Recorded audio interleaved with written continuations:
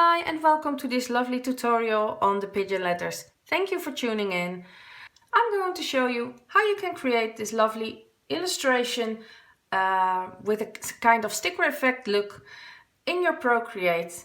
And the example I will be using is from the book Botanical Line Drawing by Peggy. This is the book, Botanical Line Drawing. And this is a lovely book. This has 200 flowers step by steps. It's got every flower covered in it. And the one we're going to do is on page 30. Let me check. These ones. And you can see it's a lovely olive branch and it's step by step, so easy to draw. And we're going to do that using Procreate. And also I will be using the lovely brush pack and textured canvas by Peggy Pigeon Letters, a vintage texture pack. I've created a lot of layers for these. Don't get overwhelmed. We'll be doing it every step on the way.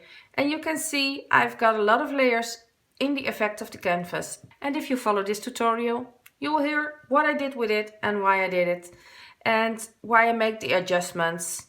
And so you can create a lot of fun textures from that as well as the brushes. So let's get started. Hi and welcome to this tutorial. My name is Brenda Bakker. I'm an artist and teacher based in the Netherlands. I teach Procreate for over a couple of years now and I have so much fun doing it. This year I'm also part of the Pigeon Letters design team and that's why I created this tutorial for you. So you can find me on Skillshare with a couple of lovely classes on Procreate, and you can also find me at Instagram and you can see me under the tag De Kwebbel. And that means she who talks too much. So enough about me, let's dive in. So let me explain you a little bit what I did with the canvas first. The canvas by Peggy Dean are awesome. I like the scratchy canvas a lot and I like the speckled canvas a lot. So I created a mix out of them. So if you see my layers on the canvas, I've got a couple of more layers. So I copied the layers of the different canvases, put them together and played a little bit with every opacity of every layer. I want every effect in it, but I don't want it too much. So when you unlock the screen, you can play with the opacity of different layers. And also it's best to check with a background color in it. So here you can see I've duplicated some layers, mirror image them, and you can play with that. Maybe I shouldn't have done it very mirror imaged here, but you won't see it in the overall picture, so that's fine. So play with that and create to your own liking. So that's it, let's get started with the painting.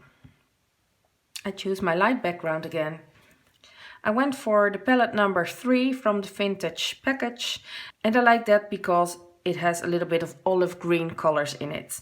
So that's what we're going to play with. So I choose this color as a background and I'm going to create with a black color and the vintage monoline. I've got it on 11% set because I want to use that thickness of the line for my work here.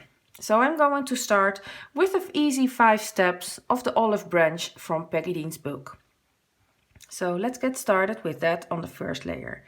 I'm going to lock this again and make it small so it's not in my way. So I start out with step 1 and that's a lovely stem of the olive branch. And let me see the overall picture. So I want to have my whole page in plain sight. So it's a lovely bended branch and it's thick and thin along the way. And I love to keep spaces open, but this is too much, so let me play with this. I like that because it's a little bit of playfulness again. And let's start out with the leaves, and I'm going to follow the exact tutorial here, so that's easier for me. And let me start out with a leaf on this side, and it's got a leaf on top of that and a small one on top of that, maybe a little bit more pointed also, and one on this side with an angle not that much.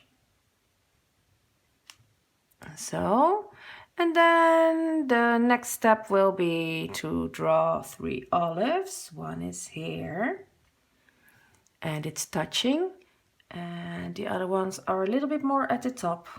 One on this side and one on that side. I don't like it, so I'm doing it all over again. And going to the next step to create some lovely leaves behind those again. So here I will take one here. And for the diversity, she also banded some leaves to make it more real. So it's getting more vibrant and more alive. That's awesome. She also talks about that in her book, so it's a very fun one.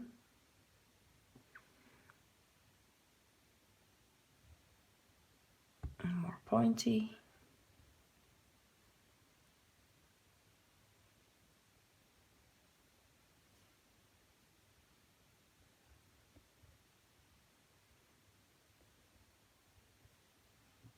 So now let's clear those lines which I don't like. I always do that with the same brush, same size approximately, and clear these out.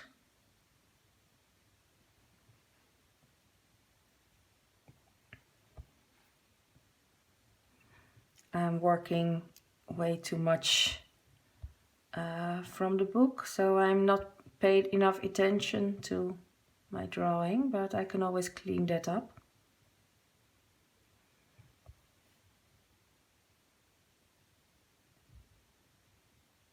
And also I like to be hand drawn, so let's keep it in mind, it's just a drawing. I'm going to resize it a little bit because I want to have it more in the middle. And I think this line is too straight, so I'm going to my liquify tool, put a greater size to it, maximum size, and I'm trying to make it look a little bit more vibrant and not too static. Let me check.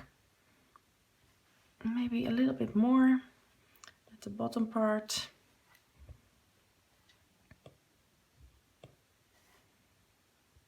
I guess I like it like this. So this will be my shape to start with.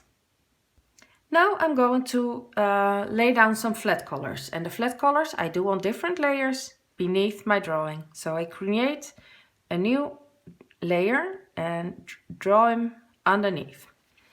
Then I'm going to choose my first color for the branch. I will go to my diamond liner for it. I want to have it a pencil kind of look, an illustrated kind of look. So I'm going to only color in the branch. Let me check for sure. Yes, I'm on the new layer below. And at a very small size, there isn't enough room at the top to color everything in. And I like it when you can see a little bit more of, when I zoom in, a little bit of the gaps in it. It also has a little bit of the texture, but I like so the gaps in the texture of the pencil as well. So I make sure I'm not coloring everything as smooth as I can. Also because I want to keep it look like it's traditionally drawn and not digitally. I love to draw digital, but I don't like the digital look. So I don't do it that sharp as it could be. So for the next layer, I'm going to color in the little leaves. So I'm going to the green of the leaves. This one I choose, but a little bit more grayish, because I think the olive colors are from the leaves are a little bit more grayish than the olives themselves. So on this layer I'm going to color in every leaf with the same texture brush.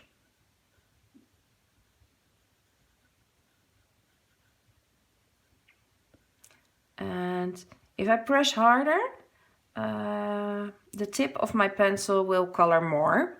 And if I don't give pressure at all, it will color in very small size. So I can easily go from little corners to thicker and larger shapes with this brush, so that's awesome. So let me speed this up for you, otherwise it will be too boring. And we artists, we don't like boring, so let's skip this part, speed it up, and let's continue from there.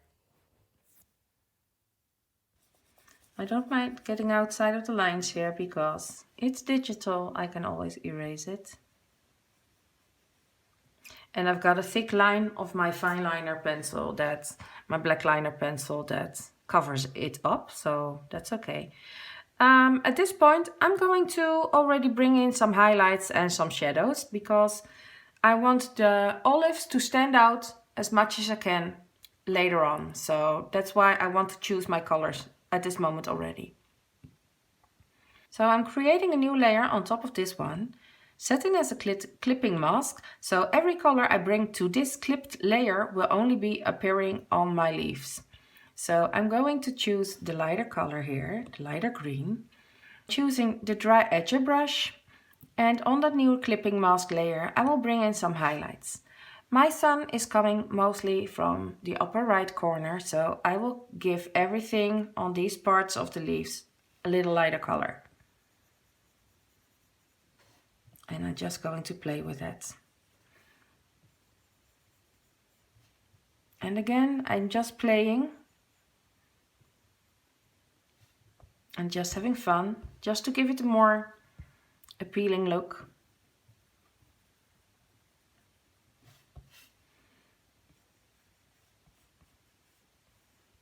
And I want to keep it playful, not too realistic.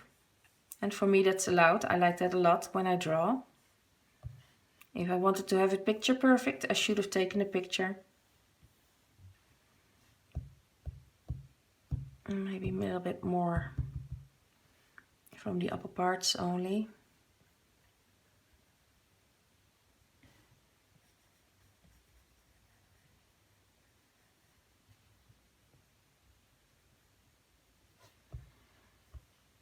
So when you zoom out, you can see it's already coming more to life.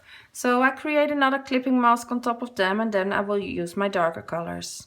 So new clipping mask, create a darker color, also more to the gray and a little bit darker, maybe even somewhat more to the bluish side, because shadows are always a bit bluish. And just very softly smudging in some color. Don't press too hard, because it will get too dark, and I just want to have it subtle.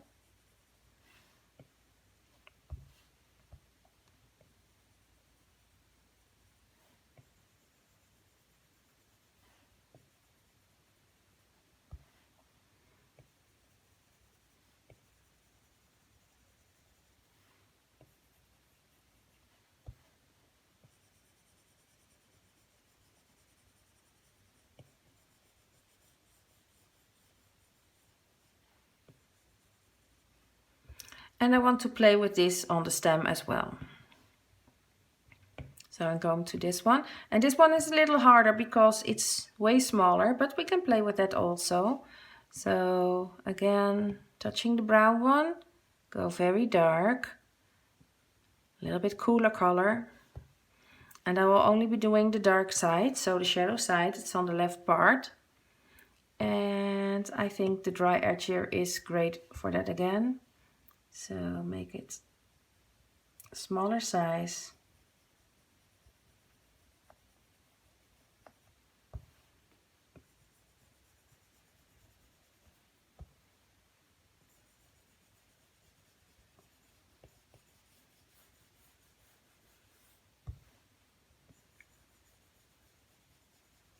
And you can see those dotty textures, which I love so much. I think I like that better than straight lines.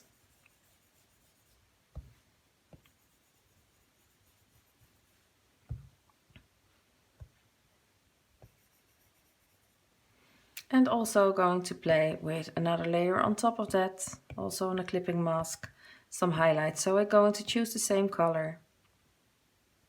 Going more lighter up again.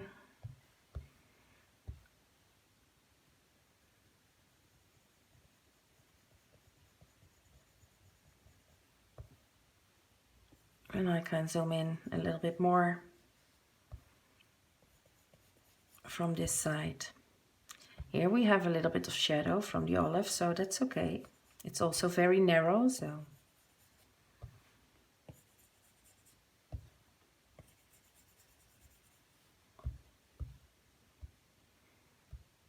I think this looks lovely right now. And now let's continue with the olives. The olives, they are very green for me. So I choose this lovely middle color again. And maybe I'm going to desaturate this part of the leaves. I think they are nice. Let me check the color a bit. So go to my hue, saturation and brightness and make them a little bit more grayish, because I think that's great. Also, I will be doing that with the yellow part on the clipping mask, the highlighted one. So also desaturate it a little bit more to the grayish side. And let me check if I like the colors then. Yeah, I think it's lovely. Also a lovely vintage kind of color. So my green of my olive will stand out a little bit more like now. So I'm going to a new layer on top of the leaves, but underneath the line drawing. And I'm going back to the diamond liner again. And I'm coloring every olive.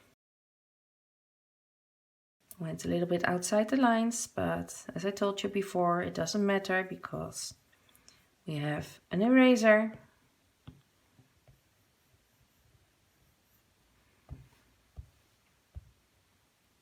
I also have a double tap, so I can switch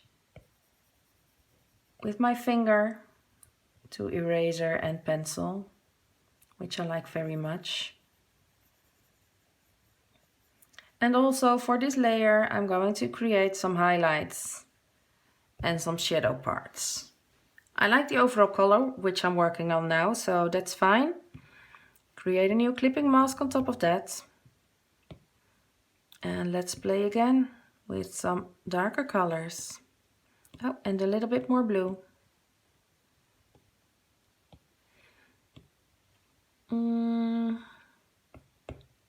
I'm going to create the antique shader for color, for texture. I think that's lovely. It's got a soft, lovely texture for this. And I like that very much. Almost like airbrush, but not too soft.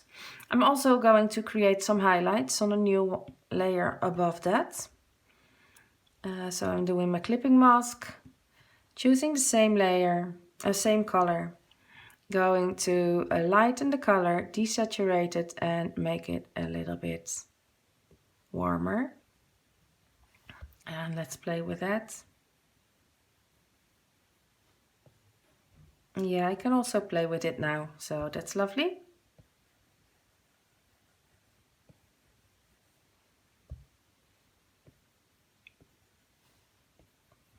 And for the fun part of it, I'm giving it extra highlights just with white. And what pen do I use? I think I'll choose the pulpy pointed pen for that one. Choosing white, smaller size. And I'm going on a layer on top of everything.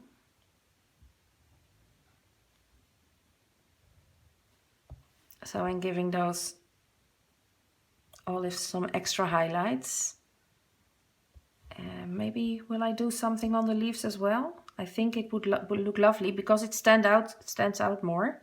So a little bit smaller. I will do it on the leaves as well, but only on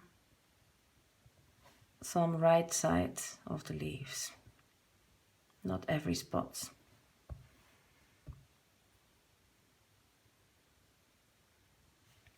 And not as thick as the olives, so just a little bit to give it a playful look.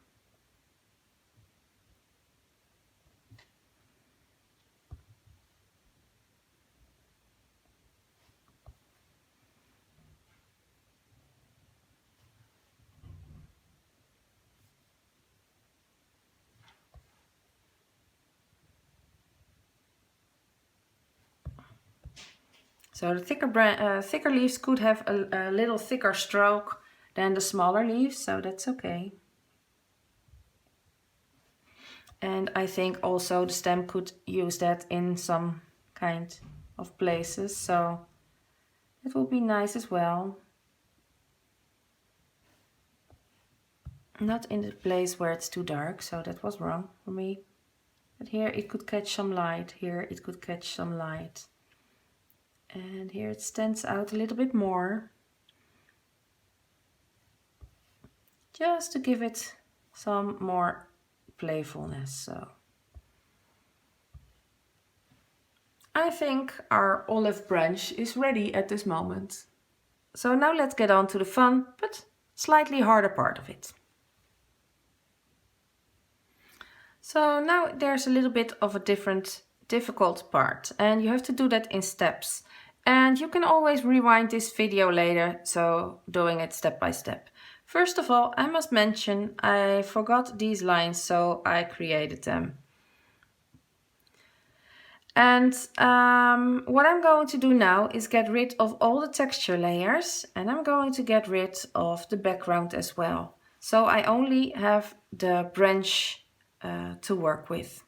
So now I've got a see-through page with only my drawing on top of this.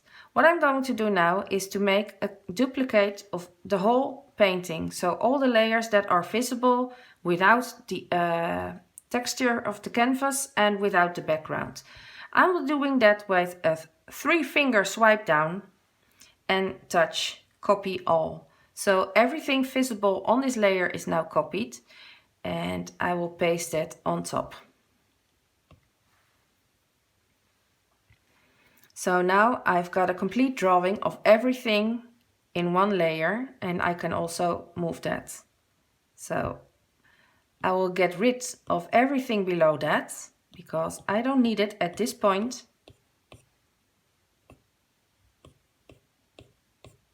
I will group it, make it invisible, and close the group so it won't be as confusing.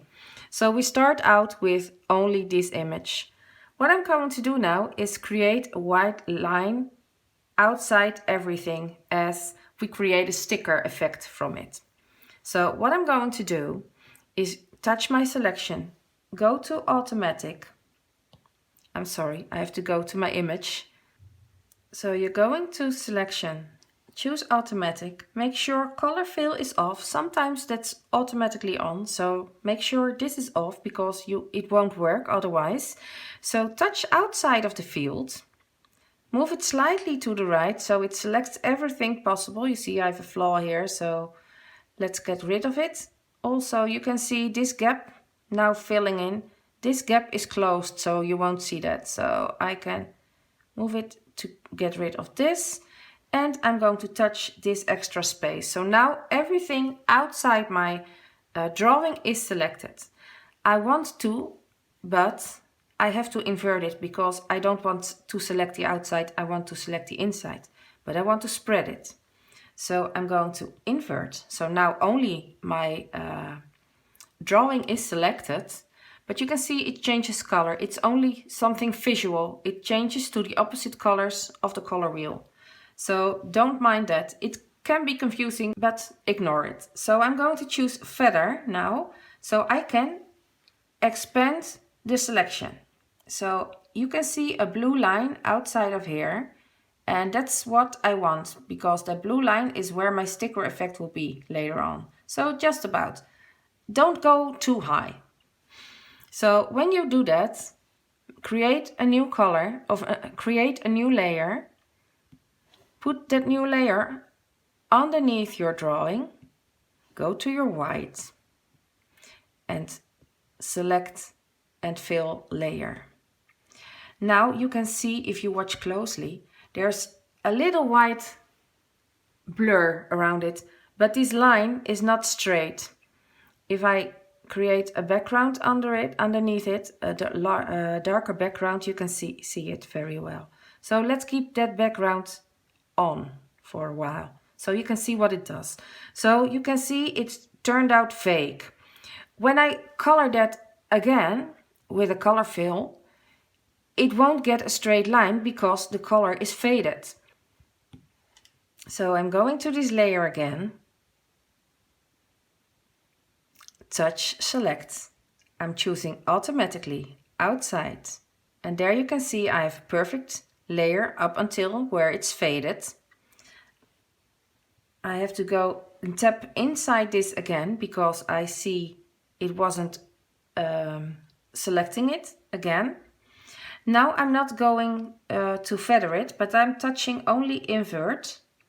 So I only want to color what's in there.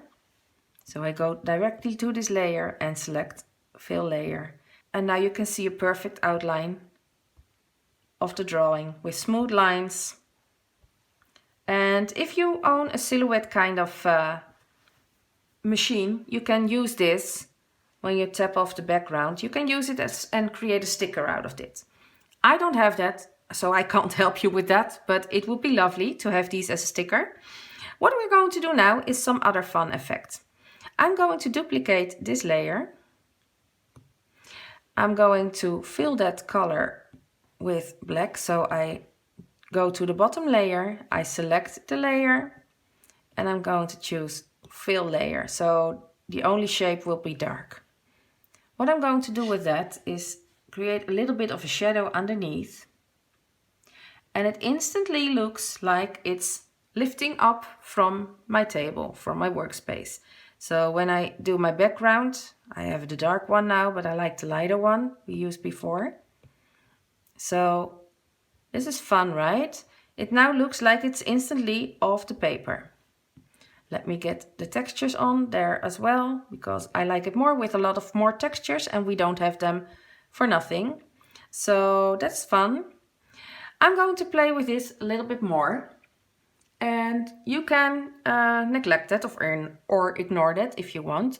But I'm going to play with this a little bit more. Because now it's only laying flat on my paperwork. Like, I think this is my paper now. What I'm going to do is I'm going to play a little bit with my shadow, because I will look closely. It's a very hard shadow at this moment. So I'm going to the magic wand, type in Gaussian blur, and what that does, look at the shadow, what it does when I slide my pencil. You can create a little bit of a blur beneath it, so it's a softer shadow and it's more like in real life. And what I'm going to do now is I want my sticker separated from the background and also from the shadow. So I'm going to merge these two layers together and flatten these. So my sticker is one part from the shadow. You can see that right here. Do an undo before, so I get it exactly in the same spot. And now I can play with my sticker. So what I can do now is to create a little bit of a bend. I make it more visible. Zoom in for you. So what I can do now is when I go to warp and advanced mesh, I can play a little bit with my sticker. I can move it a little bit with a curl. Keeping sure this one is here. So it's lifting a little bit from the paper. And it's important my shadow stays on the paper. So that's why we had to separate those. And we can do that with the top as well. So there I'm going to grab it a little bit, just a little bit, play with it. Make sure this is still staying here at the same point. So it's just a little bit of movement within the sticker. And well, the shadow here should be a little bit softer. So I go to my shadow layer, select it, do a freehand selection. So everything of the shadow here will be a little bit more fake, and I select everything on these shadows as well. I'm going to feather that again, so it could take a softer blend into everything else. And I'm going to my magic wand tool, go to Hue, Saturation and Brightness. I'm going to brighten it just the slightest bit, so it's lighter. And I think I also do a little bit of Gaussian blur with that as well, because the shadows would be softer. Just a little bit. So now, when I do the selection, you can see it only makes the shadow softer at the spots I selected. So make a smooth transition so it's more soft there. And it's also did it at the top where I also had the selection. So when I zoom in now, you can see you have a softer shadow underneath here, a somewhat harder shadow where it touches more to the paper, and here it's softened again because it's lifting up from the paper. So this is my tutorial for now. I hope you liked it. Feel free to use this everywhere. You can also group these and duplicate the group so you can create another one. Have fun by playing with these. You can also save these as your PNG images without the texture. You can also use them and save them. So if you save these as a PNG to your files, you can bring them everywhere. You can use them in any other item you want. You can even create little GIFs from it, so you can make them wobble again. So that's fun. So I hope you like this tutorial, and I hope you have fun. So thank you for watching this tutorial until the very end. I hope you liked it as much as I did. I hope you have a lovely flower, or maybe you've drawn something else with every technique I used in it. And it would be lovely if you put it on Instagram and you will tag me at the Kwebbel or Peggy Dean at the Pigeon Letters, because we would love to see what you created out of this tutorial. So thanks again for watching, and see you next time. Bye!